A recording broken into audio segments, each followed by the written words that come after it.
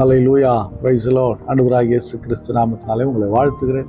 கர்த்தர் உங்களை ஆசீர்வதிப்பாராக. இன்றைய நாள் மெய்ப்பனின் சத்தம் சங்கீதத்தின் புஸ்தகம் 19ஆம் அதிகாரம்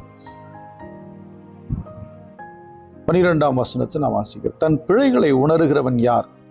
மறைவான குற்றங்களுக்கு என்னை நீங்களாக்கிவிடும். துணிகரமான பாவங்களுக்கு உமது அடியானை விலக்கி காரும். அவைகள் என்னை ஆண்டு கொள்ள ஒட்டாதிரும். அப்பொழுது நான் உத்தமனாகி பெரும் பாதகத்திற்கு நீங்களாயிருப்பேன். அல்லேலூயா. இங்கே எழுதின அந்த சங்கீதத்தில் ரொம்ப அழகாக சொல்றாரு, தன் பிழைகளை உணர்கிறவன் யார்? இன்னைக்கு நம்ம நண்பர்களுக்கோ உறவுகளுக்கு யாருக்கோ அவங்க செய்யறதெல்லாம் கரெக்டுன்னு சொன்னோன்னா நம்மளை ரொம்ப பிடிக்கும். ஆனால் நீங்கள் இது தப்பு பண்ணுறீங்களே அப்படின்னு சொல்லிட்டோம்னா நம்ம மேலே ஒரு கோபம் வந்துடும், நம்ம மேலே ஒரு மனசு கஷ்டம் வரும். அவங்களுக்கு தப்பே சொல்லக்கூடாது, குறைய காண்பித்து கொடுக்க ரொம்ப குறை சொல்லுவாருங்க அவர். இல்லைங்க, குறைகளை திருத்திக் கொள்வது மிக நல்லது. குறை சொல்கிறவங்கள பக்கத்தில் எப்படி வச்சுக்கணும், அப்போ தான் நமக்கு தெரியும் நம்ம என்ன தவறு பண்ணுறோன்னு சொல்லி. நம்ம இங்கே சொல்கிற தன் பிழைகளை உணர்கிறவன் யார்? தன் பிழைகளை உணர்ந்தவன் தான் அடுத்த நிலைக்கு போக முடியும். உணர்ந்தவன் என்று சொன்னதை விட தன் பிழைகளை உணர்ந்து சரி செய்து கொள்ளுகிறார். தாவீது தன் வாழ்வில் ஒரு தவறை செஞ்சிட்டார். தன்னுடைய அரண்மனை உப்பரிகளை நிற்கும்போது, பால்கனி நிற்கும்போது பக்கத்து வீட்டில் குளிக்கிற ஒரு பெண்ணை பார்த்துட்டு தவறிட்டார், பாவத்தில் விழுந்துட்டார்.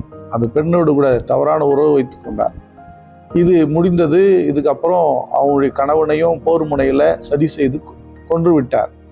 இது யாருக்கும் தெரியாது, தாவீதுக்கு மட்டும்தான். தாவீதுக்கு தெரியும், அந்த பத்சேபாலுக்கு தெரியும், அடுத்தது யோவாபுக்கு தெரியும், வேற யாருக்கும் இது தெரியாது.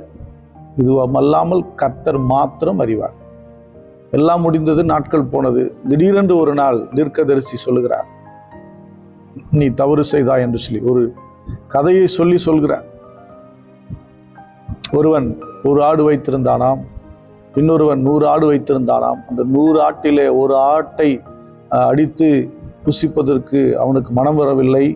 ஆனால் ஒரு ஆட்டுக்குட்டியை வைத்திருந்த அவனுடைய ஆட்டுக்குட்டியை எடுத்து அவன் புசித்து விட்டான் என்று சொல்லும்போது, நான் ஆள்கிற தேசத்தில் யார் எப்படி என்று சொல்லி தாவீது கோபம் வந்தது.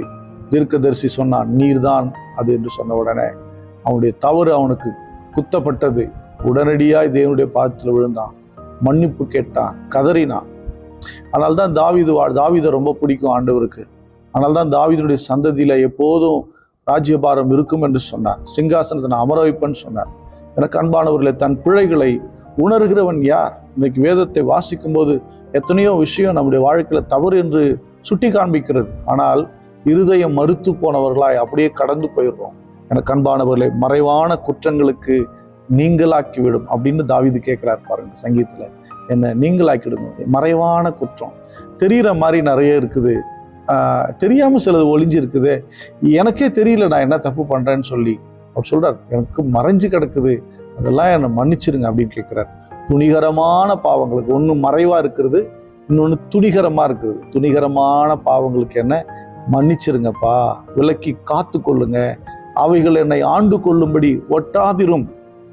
ஆண்டு கொள்ள ஒட்டாதிரும் அப்படின்னா என்னை ஆண்டு கொள்ள அனுமதி கொடுக்காதீங்க அப்படின்னு அர்த்தம். அனுமதி கொடாதிரும், அப்பொழுது நான் உத்தமனாகுவேன், பெரும் பாதகத்துக்கு நான் நீங்களாயிருப்பேன். அல்லேலூயா. எனக்கு அன்பானவர்களே, தன் பிழைகளை உணர வேண்டும். வேதத்தை வாசிக்கும் போது அவைகள் நம்மை உணர்த்துங்க. பாருங்களேன், நான் படிக்கிறேன் பாருங்க. ஆமாம், கர்த்தருடைய நியாயங்கள் செம்மையும் இருதயத்தை சந்தோஷிப்பிக்கிறதுமாயிருக்கிறது. கர்த்தருடைய கற்பனை தூய்மையும் கண்களை தெளிவிக்கிறதுமாயிருக்கிறது. கர்த்தருக்கு பயப்படும் பயம் சுத்தமும் என்றைக்கும் நிலைத்திருக்கிறதுமாயிருக்கிறது. கர்த்தருடைய நியாயங்கள் உண்மையும் அவைகள் அனைத்தும் நீதியுமாயிருக்கிறது. அது மட்டும் இல்லாமல் அவைகள் பொன்னிலும் மிகுந்த பசுமொன்னிலும் விரும்பப்படத்தக்கதும் தேனிலும் தேன் கூட்டிலிருந்தும் ஒழுகிறதும் தெளித்தேனிலும் மதுரமுள்ளதுமாயிருக்கிறது. அன்றியும் அவைகளால் உமது அடியேன் எச்சரிக்கப்படுகிறேன். அவைகளை கை கொள்ளுகிறதால் மிகுந்த பலன் உண்டு. மிகுந்த பலன் இருக்குமா? தன் பிழைகளை உணர். அப்போ வசனத்தில் வேதத்திலிருந்து இவ்வளவு காரியத்தை, நியாயம் கற்பிக்கிறது, நீதியை போதிக்கிறது, கர்த்தருக்கு பயத்தை போதிக்கிறது, எல்லாத்தையும் கேட்டுட்டு உணராமல் இருந்தால் எப்படிங்க? அதான் சொல்றாரு, தன் பிழைகளை உணர்கிறவன் யார்? அதெல்லாம் சொல்லிட்டு சொல்றாரு, என்கிட்ட துணிகரமான பாவம் இருந்தா அது என்னை என்னை ஆண்டு கொள்ள விடாதீங்க. நாம் பெரும் பாதகத்துக்கு நீங்களாக்கி விடுவிக்கப்பட வேண்டும். அல்லேலூயா.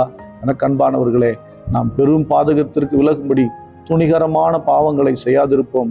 மறைவாயிருக்கிற பாவங்களுக்கு மன்னிப்பு கேட்போம். கர்த்தருக்கு உகந்ததை செய்யும்படி ஒப்புக் கொடுப்போம். நம்ம எல்லாரும் ஸ்தோத்திரம் பண்ணுவோமா? ஸ்தோத்திரம் ஆண்டவரே, எங்கள் பிழைகளை உணரும்படி வசனங்கள் எங்களுக்கென்று புறப்படட்டும். உணர்கிறது மாத்திரமல்ல, துணிகர பாவங்களிலிருந்து எங்களை விலக்குவீராக. பெரும் பாதகத்துக்கு எங்களை நீங்களாக்குங்கப்பா. ஸ்தோத்திரம், ஸ்தோத்திரம், ஸ்தோத்திரம். பரிசுத்த பிதாவே உம்மை ஸ்தோத்திரிக்கிற ஆண்டவரே, உமக்கு பிரியமில்லாத வழிகளை விட்டு உமக்கு உகந்தவைகளை செய்யும்படி எங்களுக்கு கற்றுக் கொடுங்க.